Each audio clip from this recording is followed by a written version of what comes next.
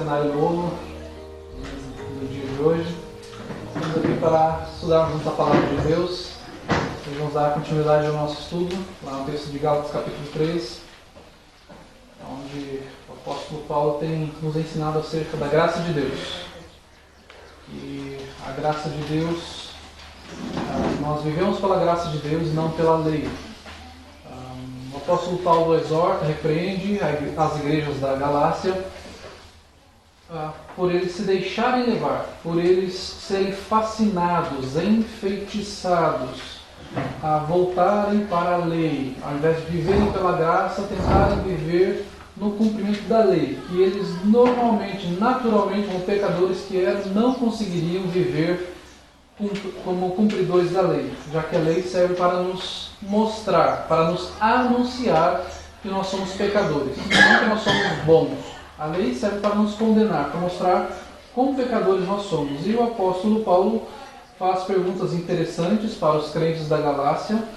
No capítulo 3, nós vemos ali no versículo 2, por exemplo, ele falando: quero apenas saber isto de vós, recebestes o Espírito pelas obras da lei ou pela pregação da fé? Ele fala: vocês receberam o Espírito Santo de Deus? Vocês acham que foi porque vocês cumpriram a lei de Deus? Essa já é uma pergunta em si absurda.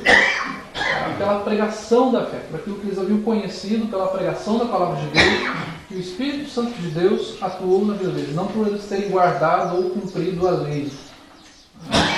E aí no versículo 5 ainda ele fala: aquele, pois, que vos concede o Espírito e que opera milagres entre vós, porventura o faz pelas obras da lei ou pela pregação da fé? Outra pergunta que, obviamente, eles sabiam a resposta, que Deus não estava operando milagres na vida deles, não fez com que o Espírito Santo de Deus habitasse na vida deles, porque eles estavam cumprindo a lei, mas foi pela pregação da fé que Deus manifestou no meio deles, operou milagres, e eles então receberam o Espírito Santo de Deus. Aí então, a partir do versículo 6, o apóstolo Paulo vem dando um exemplo, o exemplo de Abraão, o patriarca Abraão, do qual então ele vai falar acerca da fé. Algumas pessoas ali poderiam de repente achar, se fosse falar de Abraão, iria falar sobre lei. Não. O apóstolo Paulo vai falar sobre a questão da fé, da justificação por meio da fé. Nós lemos ali então, a partir do versículo 6 até o versículo 14, falando da seguinte forma: é o caso de Abraão, que creu em Deus, e isto lhe foi imputado para a justiça. Sabei, pois, que os da fé é que são filhos de Abraão. Ora, tendo a Escritura previsto que Deus justificaria pela fé os gentios, prenunciou o Evangelho a Abraão: em ti serão abençoados todos os povos. De modo que os da fé são abençoados com o crente Abraão. Todos quantos, pois, são das obras da lei, estão debaixo de maldição. Porque está escrito: maldito todo aquele que não permanece em todas as coisas escritas no livro da lei para praticá-las. E é evidente que pela lei ninguém é justificado diante de Deus, porque o justo viverá pela fé. Ora, a lei não procede de fé, mas aquele que observar os seus preceitos, por eles viverá. Cristo nos resgatou da maldição da lei, fazendo-se ele próprio maldição em nosso lugar. Porque está escrito: maldito todo aquele que for pendurado em madeiro, para que a bênção de Abraão chegasse aos gentios em Jesus Cristo, a fim de que recebêssemos pela fé o Espírito prometido. Paulo então começa a dar este exemplo de fé de Abraão, chamado também de pai da fé. Se os irmãos conhecerem um pouco da história de Abraão, sabem que Deus chamou Abraão falando para ele: sai da sua casa, da sua parentela e vai para um lugar que eu vou mandar você.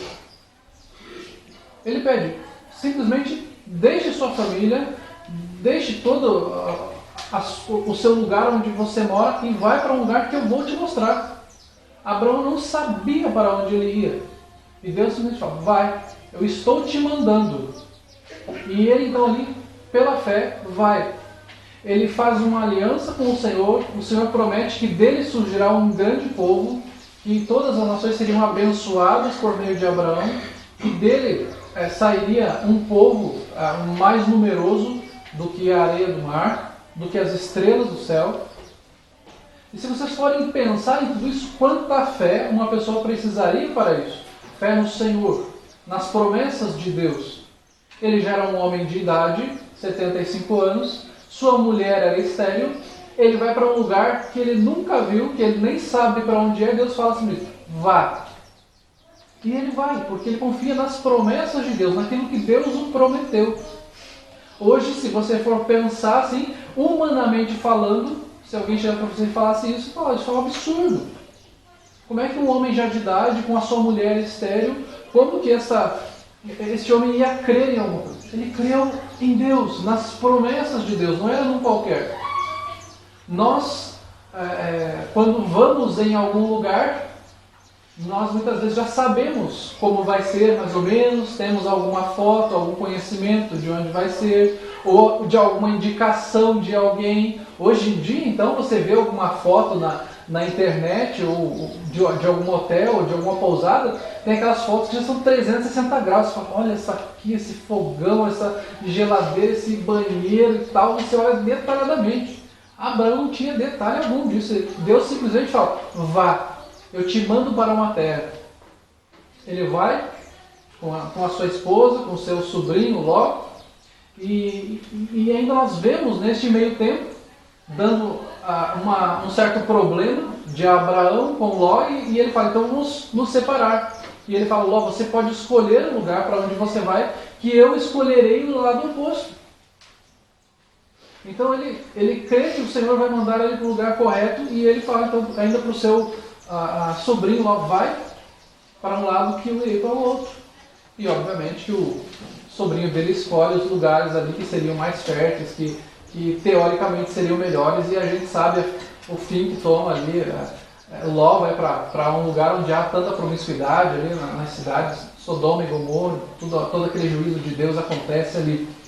Mas nós vemos então este homem chamado Abraão crendo em Deus, e isso lhe sendo imputado por justiça. E ele é justificado então por meio da fé, não pelas obras, não por guardar a lei de Deus, não por ter uma lei em si. Sabemos que Abraão veio antes de Moisés, que a lei de Deus não havia sido redigida e tudo mais, mas ele não foi justificado pela guarda de alguma lei, porque alguns podem falar, não, mas Abraão ele foi circuncidado, então ele foi salvo por cumprir a circuncisão, que ainda não fazia parte da lei. Não, ele não foi justificado pela circuncisão ali. E este é um dos motivos que o apóstolo Paulo coloca Abraão aqui. Não foi pela circuncisão, mas foi pela fé no Senhor. Fé nas promessas de Deus. Não foi porque ele cumpriu alguma coisa, mas porque ele creu em Deus e isso lhe foi imputado, colocado em justiça. Ele foi declarado justo pelo Senhor, pela fé que ele teve nas promessas de Deus. Percebam que ele fala no versículo 7, o apóstolo Paulo fala, sabei, pois, que os da fé é que são filhos de Abraão. Ele fala, ora, se Abraão não foi justificado por guardar uma lei ou por ser circuncidado, obviamente que aqueles que se dizem filhos de Abraão são aqueles que fazem aquilo que Abraão fez. Ele fala, os da fé é que são filhos de Abraão. E nesse sentido aqui, portanto, ele está falando, vamos lembrar, ao povo que vivia na Galácia. Ele não está falando a judeus, ele está falando ao povo gentil. E aqui então ele fala, os filhos de Abraão são aqueles que têm fé nas promessas de Deus. Se vocês forem olhar outros textos das Escrituras, os judeus se vangloriavam, nós somos filhos de Abraão, nós somos filhos da promessa. O próprio Jesus fala para eles em Mateus capítulo 3, Deus pode suscitar até dessas pedras filhos a Abraão. João capítulo 8, quando os fariseus começam a se vangloriar que eram filhos de Abraão, Jesus fala, vocês não são filhos de Abraão, vocês são filhos do diabo, porque se vocês não fazem aquilo que Abraão faria, vocês são filhos de Satanás. Filhos de Abraão são aqueles que andam como Abraão andou, que crê realmente nas promessas de Deus e que não vive achando que pode ser justificado por aquilo que ele faz, pelas suas próprias obras. Então, filhos de Abraão, descendência espiritual de Abraão, refere-se àqueles que andam nas pisadas de Abraão, que confiam nas promessas de Deus, assim como Abraão creu nas promessas de Deus. Não que vive uma vida legalista, não que vive uma vida que acha que vai ser justificado porque você é bonzinho, porque você vai à igreja e você ora e você lê a Bíblia. Mas porque você crê em Cristo, porque você crê na graça e na misericórdia do Senhor, porque você compreende o Evangelho e você confia nas promessas do Senhor, que apesar de você, dos seus pecados, de você ser miserável, o Senhor Jesus é gracioso. Ele é gracioso e misericordioso para com você, apesar daquilo que você é. Apesar de tudo aquilo que você fez, o Senhor foi gracioso para com você. Isso é fé. Fé nas promessas de Deus. Apesar de você, o Senhor está com você. O Senhor é gracioso, o Senhor é misericordioso. No texto ainda do capítulo 3 de Gálatas, versículo 29, nós vemos aqui o apóstolo Paulo falando: e se sois de Cristo, também sois descendentes de Abraão e herdeiros segundo a promessa. Então, ele falando aqui acerca dessa filiação, ele fala: se vocês são de Cristo, vocês são descendentes de Abraão, vocês fazem parte dessa descendência espiritual. Nós não somos judeus aqui, mas nós fazemos parte desta família que está dentro da promessa que Deus deu a Abraão, que também foi estendida aos outros povos, de que todos os povos, todas as nações seriam benditas através de Abraão. Em ti serão benditas todas as famílias da terra. Então era a promessa que Deus havia dado a Abraão, e aqui então isto é confirmado pelo apóstolo Paulo, e ele então está ensinando para eles, falando: essa vida de legalismo de vocês não serve de nada. Vocês acharem que Abraão ou qualquer outro foi justificado pelas obras? Não, ele foi justificado por meio da fé, por algo gracioso.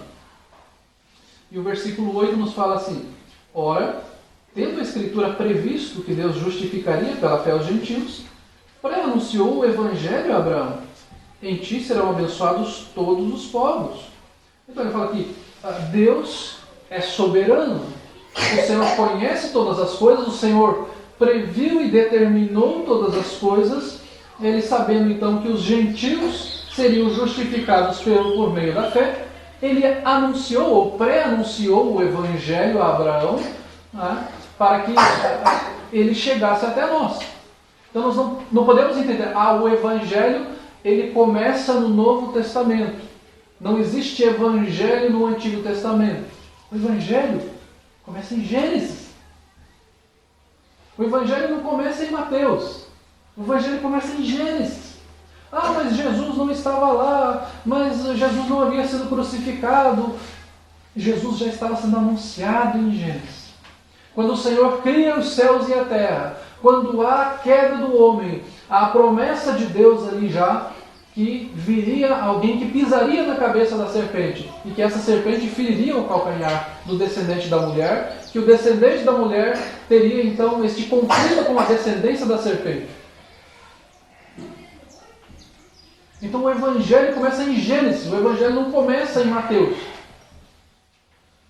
Então nós precisamos começar a valorizar mais a palavra de Deus, o Antigo Testamento também. Não é só o Novo Testamento. O Novo Testamento é que tem o Evangelho, o Novo Testamento fala da graça e o Antigo Testamento fala da lei. Não! O Antigo Testamento fala da graça de Deus. O Antigo Testamento mostra assim a lei, e a lei então ali serve para falar: você pecador, você pecador, você pecador, você pecador, todos vocês são pecadores, todos estão condenados, mas Deus arrumou uma maneira graciosa para que vocês se arrependam e creiam. A diferença aqui está em que o Evangelho estava sendo pregado sobre o Cristo que viria. E no Novo Testamento, o Evangelho está sendo pregado de Jesus está aqui, eis o Cordeiro de Deus que tira o pecado do mundo, ele está entre vocês agora. E agora nós pregamos o Evangelho falando de um Jesus que veio e voltará um dia. Essa é a diferença. A Bíblia é o Evangelho. O Antigo Testamento, nós não fazemos essa divisão. O Antigo Testamento é lei, o Novo é graça. Não é assim. É a graça de Deus permeando toda a Escritura. O Antigo Testamento fala de um Deus cruel, de um Deus que gosta de castigar, de machucar as pessoas. E o Novo Testamento é aquele senhorzinho legal, aquele vovozinho legal, né, que gosta de dar docinho para o seu netinho, que está tudo valendo, pode tudo e tal.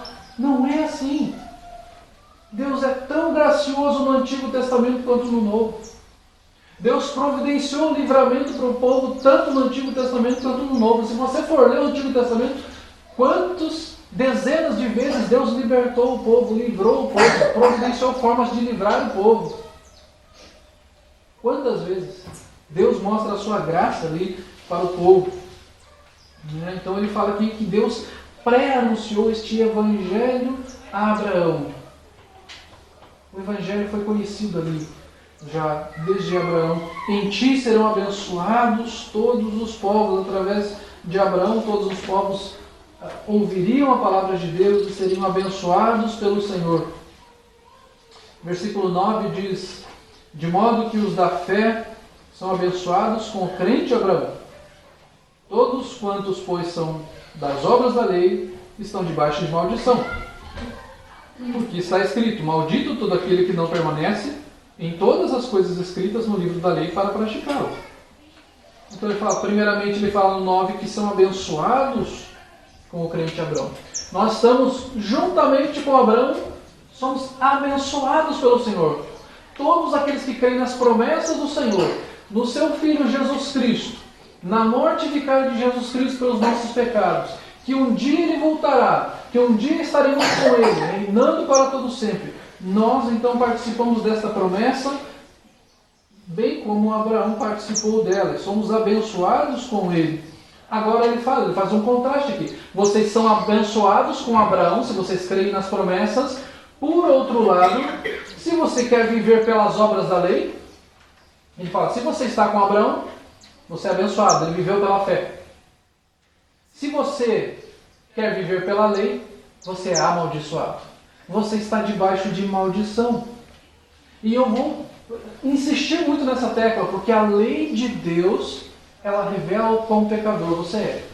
Se você for ler a lei de Deus, você vai perceber: eu sou pecador, eu sou miserável, eu merecia condenação, eu merecia a morte, eu merecia o inferno. A lei condena. Se você lê os 10 mandamentos, você começa ali e você fala, não tem jeito. Não há esperança para mim. Quão idólatra eu já fui. Quantos ídolos já foram criados dentro do meu coração. Quantas vezes você já pode ter invejado alguém, cobiçado alguma coisa de alguém. Quantas vezes você deixou de honrar pai e mãe. Quantas vezes você deixou de cultuar o Senhor? Quantas vezes você já usou o nome de Deus em vão? A lei condena, você vai ver. Estou condenado. Se eu for ver pela lei, eu tenho certeza que eu estou condenado, porque eu não vou conseguir cumprir a lei. Porque o texto aqui está nos falando que os que estão debaixo de maldição. Porque maldito todo aquele que não permanece em todas as coisas escritas no livro da lei para praticá-la. Ele fala, você quer viver pela lei? Ok. Então você tem que praticar todas as coisas. Tem que praticar tudo. Não pode deixar nada de lado. A Bíblia também fala que se você deixa de cumprir alguma coisa da lei, você deixa de cumprir tudo. É o efeito dominó. Caiu uma peça, cai tudo. Se você quer viver pela lei, se você quer ser justificado por aquilo que você, eu sou bonzinho, eu sou honesto, sou isso, aquilo, se você errar em alguma coisa, você está condenado, porque você está vivendo de acordo com alguma regra. Você está criando. Esse tipo de regra será suficiente para eu ser salvo. Então, colocando na balança aquilo que eu faço de bem e aquilo que eu faço de mal, o que eu faço de bem é muito maior, tem muito mais peso, então eu sou salvo. Não, não é. Porque se você não tiver 100% de algo bom em você, de você cumprir todas as coisas, de você não deixar nada de ser cumprido, você está condenado. Acabou, não serve de nada o que você está fazendo. Então, se você quer ser justificado pelas suas próprias obras, esqueça. não há esperança para você. Não há. Você tem que praticar todas as obras da lei. Tudo aquilo que está escrito na lei de Deus. Confie em mim, você não vai conseguir. E ele reforça este pensamento falando no versículo 11. E é evidente que pela lei ninguém é justificado diante de Deus, porque o justo viverá pela fé. Então ele fala, você quer viver pela lei? Ok, cumpra toda a lei. E logo depois ele fala, mas é claro, é evidente, está na cara. A cruz está na cara. Assim como 1 mais 1 é 2, que ninguém é justificado por meio da lei. Que nós somos justificados por meio da fé em Cristo. Não há outra forma de justificação, de sermos declarados justos. Apenas pelo sangue de Cristo, porque a injustiça está em nós, o pecado está em nós, a depravação está em nós, e apenas há uma pessoa que pode purificar isso em nós, é Jesus Cristo. Através do seu sangue, através da sua morte por nós.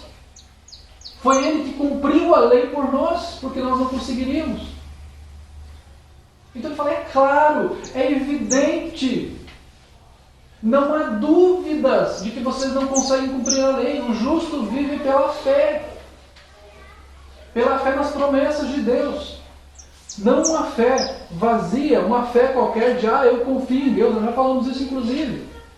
Tiago vai falar lá na frente também. Ele fala, vocês creem que Deus é um só? Até os demônios creem. Então não é esse tipo de fé. Eu creio que Deus existe. Ok, que bom que você crê que Deus existe. Porque até o diabo crê que Deus existe. Mas se você para nisso, eu creio que Deus existe, a tua fé não é melhor que a fé dos demônios. Mas é fé nas promessas de Deus. É fé que se algo há em você de bom, foi o que o Senhor colocou na sua vida. Foi o que o Espírito Santo trabalhou no seu coração e te fez compreender o Evangelho, se arrepender dos seus pecados e crer nas promessas do Senhor Jesus. Ele fala, é evidente, o justo viverá pela fé. É assim que o justo vive. Ele não foi declarado justo por si próprio. Foi declarado justo pelo Senhor. Porque o Senhor tirou o coração dele de pedra e colocou um coração de carne. Porque ele conheceu o Evangelho, ele reconheceu os seus pecados. Ele foi justificado pelo Senhor. Ele foi regenerado. Então ele vive pela fé no Senhor, nas promessas do Senhor, de uma pátria celestial, de uma vida neste mundo, uma vida de piedade. Uma vida na dependência do Senhor. O justo viverá pela fé.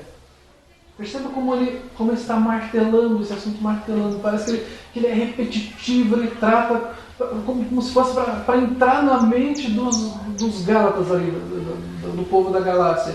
Ele fala, a lei não procede de fé, mas aquele que observar os seus preceitos, por eles viverá. Ele reforça o assunto com outras palavras. Ele fala, se você quer viver pelos preceitos da lei, pelos princípios da lei, você vai ter que viver por eles. Você vai observar a circuncisão, você vai observar a guarda de sábado, você vai observar festas religiosas, você vai viver por eles então. Você vai viver debaixo de maldição. Porque a lei de Deus veio para mostrar o quanto nós somos pecadores. E aqueles que têm a fé de Abraão vão viver pelas promessas de Deus. E ele fala aqui, no versículo 13, é um versículo bastante chocante para alguns, porque poucos conhecem esse versículo. O apóstolo Paulo faz uma citação lá do Antigo Testamento, da lei de Deus. Ele fala assim, Cristo nos resgatou da maldição da lei, fazendo-se Ele próprio maldição em nosso lugar. Então há esta substituição de Cristo. O sacrifício de Cristo é substitutivo, ou seja, Ele tomou o nosso lugar. A punição que era nossa passou a ser de Cristo. Você já, de repente, já chegou para alguém que precisava ser punido por alguma coisa, castigado na escola ou no seu trabalho, chegou, não, eu quero ser punido por essa pessoa, eu quero tomar a advertência dessa pessoa. Dificilmente, né? Você na escola que de repente tirou uma nota legal, um 8, um 9, um 10, e um coleguinha lá tirou um 4 e fala, eu quero substituir minha nota com o meu colega. pode dar meu 10 para ele, eu quero o 4 dele aqui. Você já chegou, de repente, no seu serviço lá, o colega tomou uma punição, uma multa lá, e ele vai ter que pagar uma pessoa. Não, pode deixar que eu pago. Eu vou me colocar no lugar dele. Eu vou tomar a advertência, eu vou tomar o gancho no lugar dele. Coloque isso em infinitas vezes a gravidade maior. Jesus se fez maldição em nosso lugar. O texto fala aqui que ele nos resgatou da maldição da lei, como se nós estivéssemos à deriva, como se nós estivéssemos no mar e o Senhor nos resgata, nos tira de lá. Estávamos prestes a morrer, a sermos condenados e o Senhor nos tira de lá.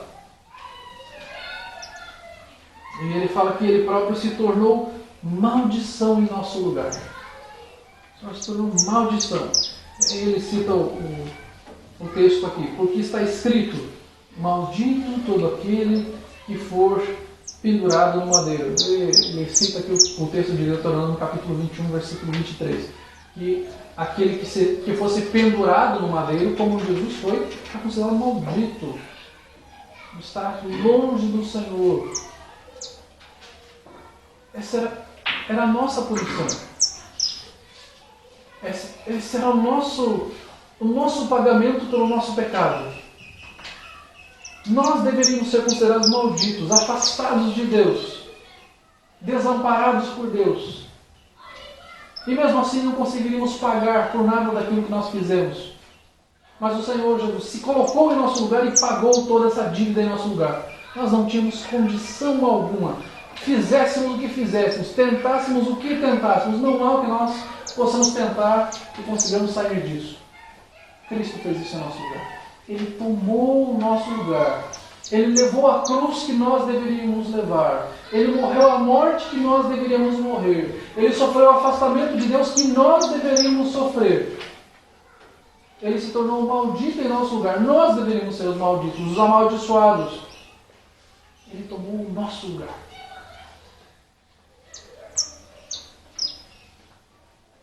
E o texto termina no versículo 14 falando o seguinte: para que a bênção de Abraão chegasse aos gentios em Jesus Cristo, a fim de que recebêssemos pela fé o Espírito prometido.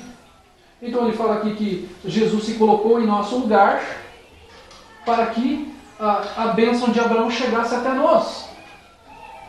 Jesus então nos substitui para que a promessa feita a Abraão de um povo, de uma bênção, chegasse até nós.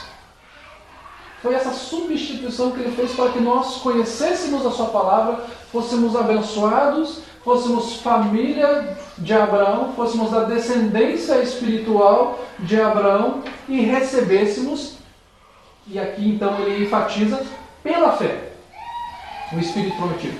O Espírito Santo de Deus que habita em nossas vidas é pela fé. Não é por aquilo que você fez. Eu me converti porque uma hora eu achei que eu estava fazendo muitas coisas erradas e eu comecei a fazer tudo certo. Não, foi que o Espírito Santo de Deus habitou em sua vida e você reconheceu quem você era e quem Deus é. Você reconheceu quão pequeno você é, quão miserável, um verme que você e eu somos. E você reconheceu a grandiosidade do Senhor. Ele deu entendimento para você. Você tinha entendimento da grandiosidade dele. Você, pela fé, recebeu então o Espírito Santo. Não foi por aquilo que você fez, mas por aquilo que Cristo fez na cruz. Cristo morreu para que você recebesse então este Espírito Santo da promessa em sua vida.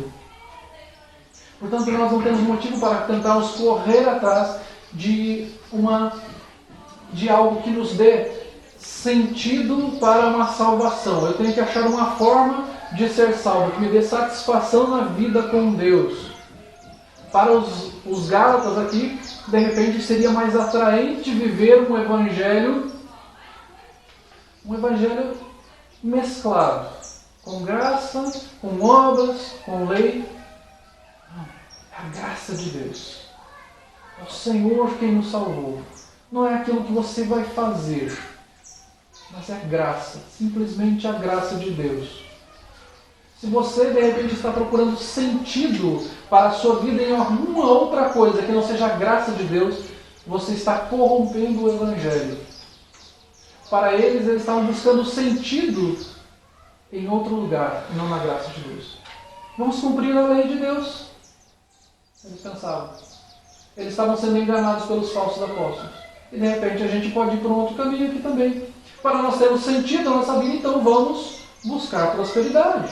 Vamos buscar bênçãos. Vamos buscar sentido para alguma coisa que a gente possa fazer nas nossas vidas. Mas o sentido não está naquilo que nós fazemos. Mesmo nas coisas boas que nós podemos fazer. Mas o sentido está em vivermos a graça de Deus. Só pela graça de Deus. Você não vai ser santificado de outra forma. Você não vai viver o Evangelho de outra forma que não seja pela graça de Deus. O Evangelho que foi pré-anunciado a Abraão foi pela graça de Deus. Não vai ser o que você vai fazer. O verdadeiro sentido para a sua vida está em Jesus Cristo. Está na graça de Deus. Não tente correr, não tente encontrar a Cristo de outras formas que você não vai encontrar. Reconheça os seus pecados, creia em Cristo e viva pela graça de Deus, crendo nas suas promessas. Que o Senhor nos abençoe. Vamos orar. Santíssimo Deus, bendizemos a Ti, que a Tua mensagem foi dada a Abraão, Teu filho, pré-anunciada a ele e anunciada a nós, para que crescemos na Tua mensagem e fôssemos salvos de forma graciosa. O Senhor nos concedeu a fé, para que crescemos no Senhor um dia e fôssemos salvos. Muito obrigado, Senhor. Que o nosso o Evangelho que nós pregamos, Pai, seja pautado pela Tua graça. Não por aquilo que as pessoas possam fazer, meu Deus, mas que a gente possa pregar o Evangelho às pessoas e elas compreendam e serão salvas não por aquilo que elas podem fazer, mas por aquilo que o Senhor pode fazer em suas vidas. Oramos ao Senhor, clamando pela Tua graça, pela Tua misericórdia em nossas vidas. Em nome de Jesus Cristo. Amém.